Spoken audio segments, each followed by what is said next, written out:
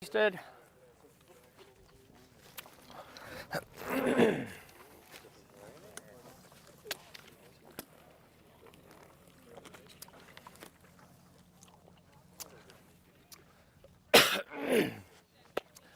All right, once again, my name is Kurt Steinke. I'm the fertility specialist here at Michigan State.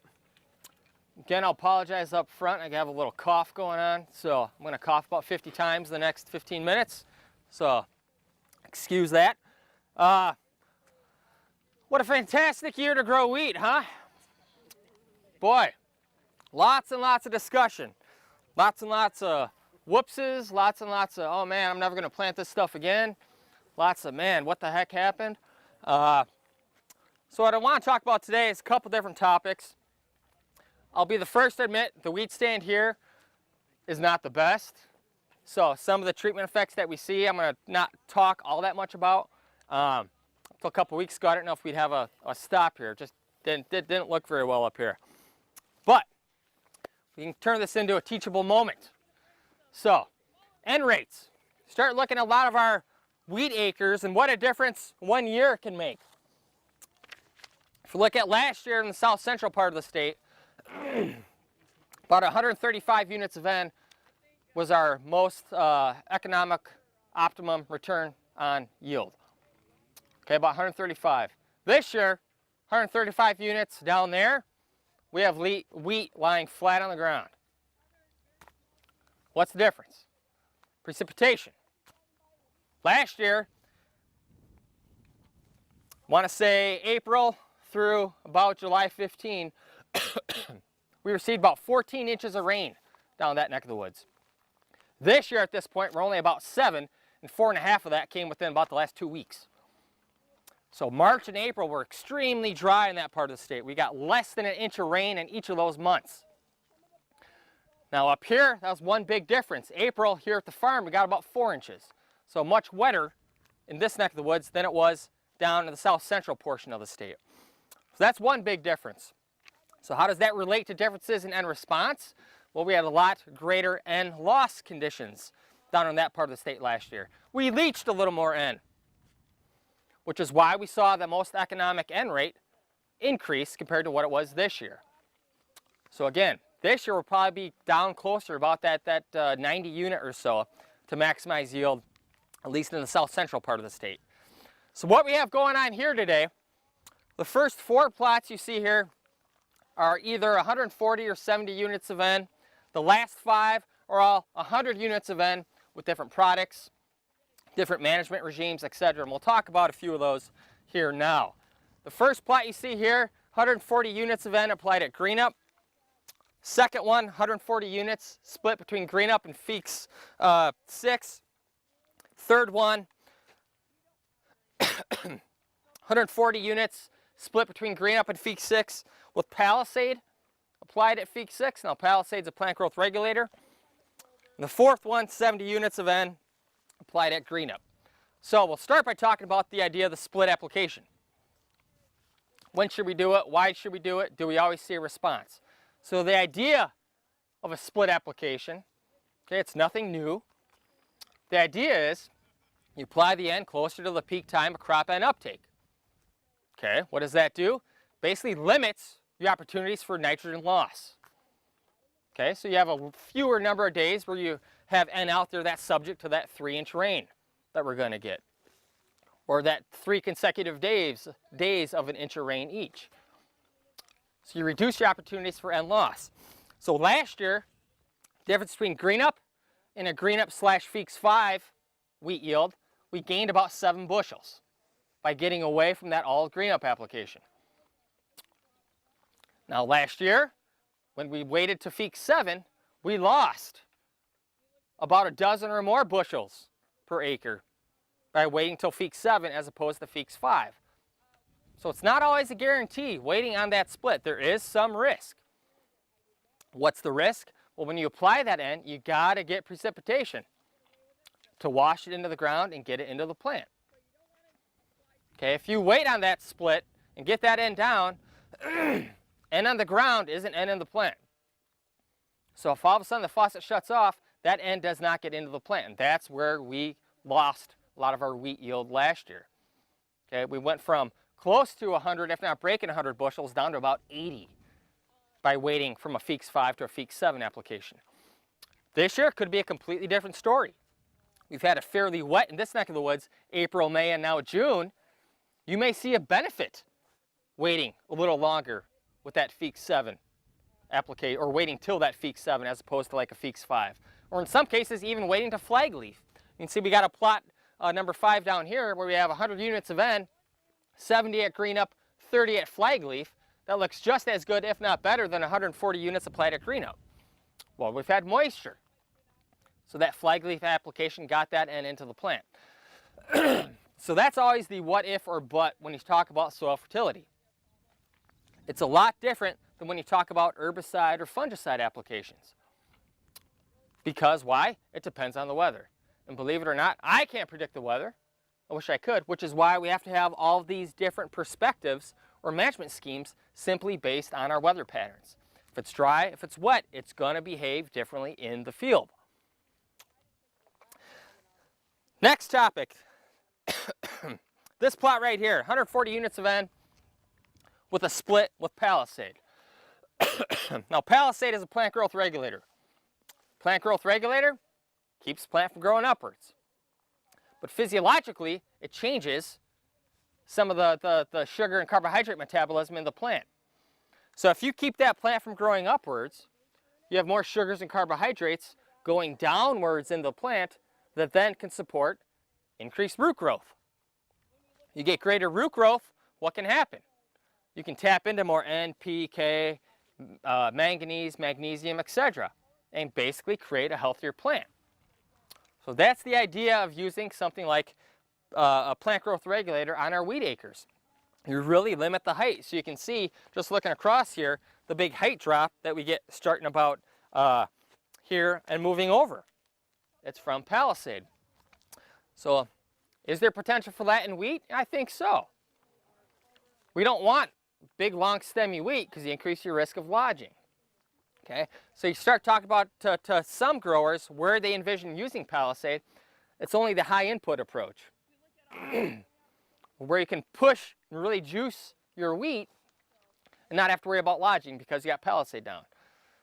But we're looking at it from a little different perspective. Can we use it even on a lower input stand? Because what happens if you decrease your top growth, you're not going to need as much N because you don't have as much top growth there. So can you even cut back on your N rates a little bit and go maybe 20, 25, even maybe up to a third less with using something like a plant growth regulator? Okay, because you basically get more bang for your buck because you're not just forming top growth. The other thing a plant growth regulator can do is stimulate tillering. So instead of forming a lot of excessive top growth, can you get a greater number of tillers to grow from the crown of that plant? Okay, we really don't know. So we're testing it out in a couple different management regimes to see where we can go with it. And it's not a new compound. Okay, the active in Palisade has been used in the turf market since about 89, 90. Okay, if you're talking, how far is that now? 25 years, believe it or not. They've used it there extensively for some of these same reasons. The other thing it does, it greens it up beautifully. Okay, gives it that nice green color, really concentrates the chlorophyll. A couple other items we're going to talk about as we go down here. You can see the other 5 plots that we have here. We have the split application with flag leaf. Next one down, we have 100 units of N as Super U. Okay, now remember, Super U is a urease and nitrification inhibitor. It's both. I'll talk about that in a second. Next one down from there is 100 units of N with agrotane. Agrotane is a urease inhibitor only. Next one down from there, we got urea, ammonium sulfate, and ESN cocktail. And then the last plot down towards the end, it's 75 units of N with 25 units of urea. So predominantly a slow release N plot. So there's lots of discussion on the N extender and stabilizer products.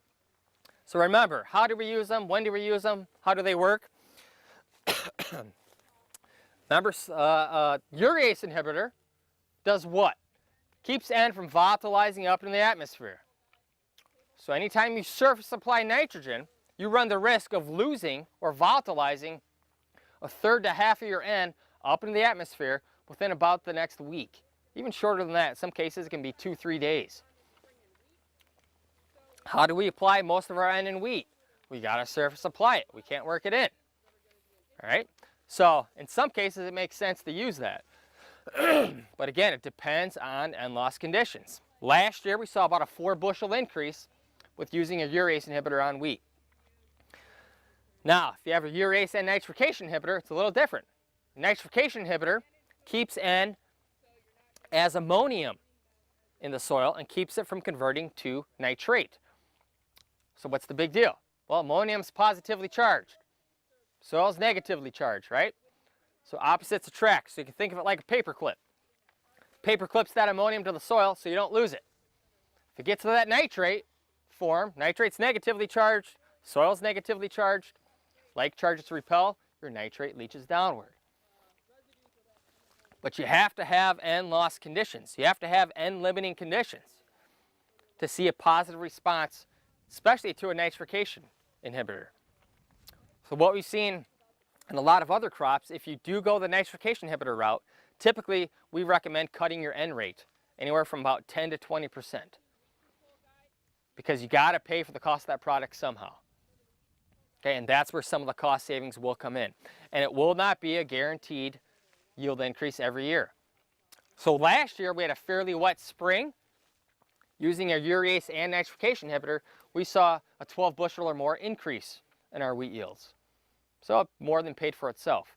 This year, because we had a fairly dry spring early on, up until late, I have my doubts as to whether we'll see any positive yield response. But I've been fooled before. The other thing to look at as you go further down, we have slow release nitrogen. Now slow release nitrogen is a little different than some of the other products. It's not like an N extender or an N inhibitor product. Basically the N bleeds out over or outside of a prill, a plastic coated prill of urea, over a long period of time, about 60 to 80 days. Okay, so it's more of an actual slow release, not just inhibits for a period of time and then releases it. Okay, it bleeds it out over a longer period of time, which may or may not lead to a positive response. We haven't seen a great response with some of the slow release N on wheat. We've seen about the same response with slow release N as we do spring applied urea on our winter wheat.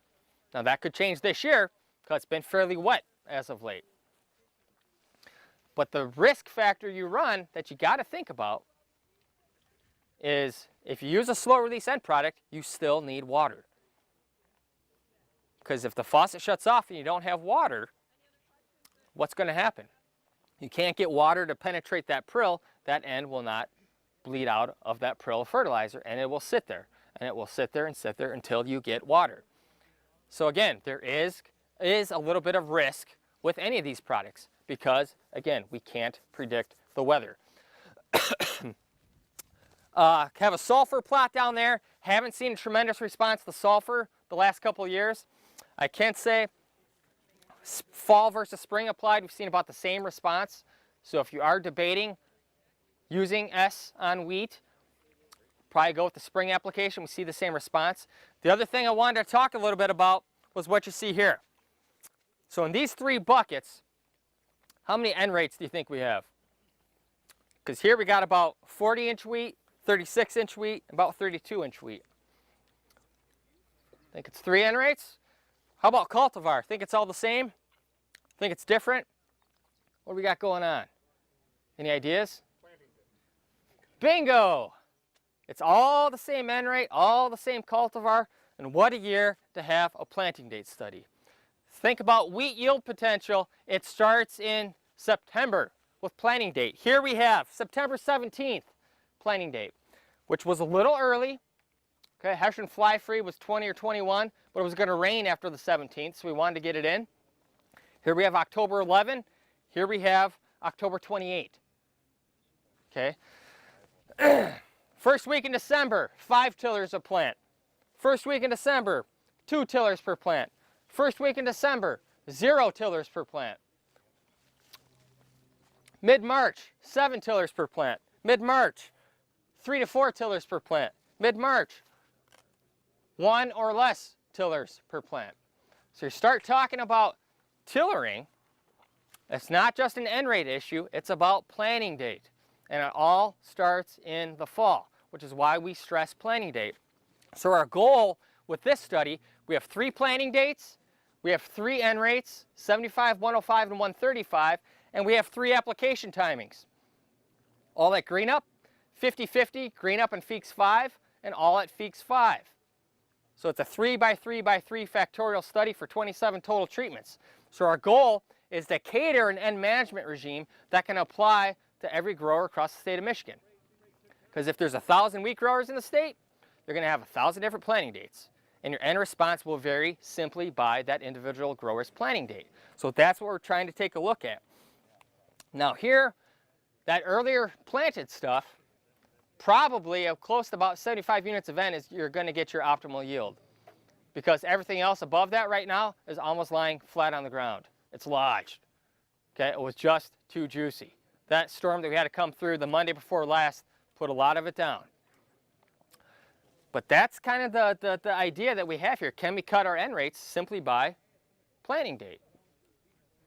Or can we tweak our end rates simply by planting date? Because the goal of end application in wheat is for tiller development and to get protein in the plant. So if you have something that's sufficiently tillered going into spring, 1, you may not need as much N, but 2, can you delay that N application until you get to that peak time of wheat N uptake? Because you don't want to promote many more than 7 tillers per plant if it's already at that point in mid-March. Okay, you don't need that. You're past that stage. So then it becomes N loss opportunities. If I can delay my N application, I decrease my opportunities for N loss from those 2, 3, and 4 inch rains that we now commonly get. So we can kind of tweak a management program simply based on planting date. So we're going to look at this over the next couple of years. And then from there, we might look at some more crop rotation issues with planting date. The sky's the limit with yield potential with winter wheat in Michigan. Okay, I think we have a lot of opportunity to improve simply based on our crop diversity. There aren't too many other states that have both dry beans and sugar beets in a common rotation. Okay, we have a lot of opportunity here to tweak our winter wheat management regime. The other thing to think about, look at some of the height issues that we see here. Okay, now height can be our enemy, without a doubt. But that's where something like this might come in, where you got a plant growth regulator that you can then use on that earlier planted wheat. So instead of getting 40-inch wheat, I might be able to keep it at 32-inch wheat, but still get 7 tillers per plant. Okay, that's how we can kind of intermingle and twist and kind of create our own management scheme for that individual wheat grower, because everybody is different. So I'll wrap it up there. If there's any questions, concerns, I will be around most of the day. Otherwise, I appreciate everybody's time, and I'll take any questions. I should say, seeding rate for all these was the same at 1.6 million seeds per acre. We wanted to avoid that seeding rate issue. So I know a lot of growers, you get later in the season, you jack the seeding rate. But that confounds differences with planting date. Is it a planting date issue or is it a seeding rate issue with regard to tiller development? So we wanted to keep it all one seeding rate to get at the root effect of planting date. So that other stuff we'll tackle as we go on, but we want to tackle one stone at a time. What's in the other 2 buckets? The other 2 buckets I threw up here, looking at some of what we're seeing in our wheat acres now. Check plot, you can start to see the yellowing. It's just starting to occur now. Here we got 90 units of N. We did some head counts, tiller counts, etc. We'll do that with everything across the board here in the next about 2-3 weeks or so, just to look at differences in head counts with some of the inhibitor products, the urease inhibitor, nitrification inhibitor, slow release. Do we see any differences in head counts? So typically the old adage is you want to get about 600 heads per square yard in order to get 100 bushel wheat. Can we tweak that a little bit based with some of those products or some of these products, or even based on planting date? I understand your planting dates, but is there a point where you get too much foliage in the fall? Can it get too tall? Or? Yes, if it gets too juicy, as I like to say it, too much moisture in the plant in the fall, it will not become winter hardy in time or properly. And you end up with too much moisture in the plant. What happens with moisture in the plant? Come wintertime, you get intercellular freezing, that plant will basically implode. So yes, that can be a concern, and that's one thing we are going to take a look at that. So it's not just, well, I'm going to plant as early as I can then. Heck, September 10th, No, no, no, no, no. We don't want to go that route. There is a limit. And you still have to look at that Hessian fly free date.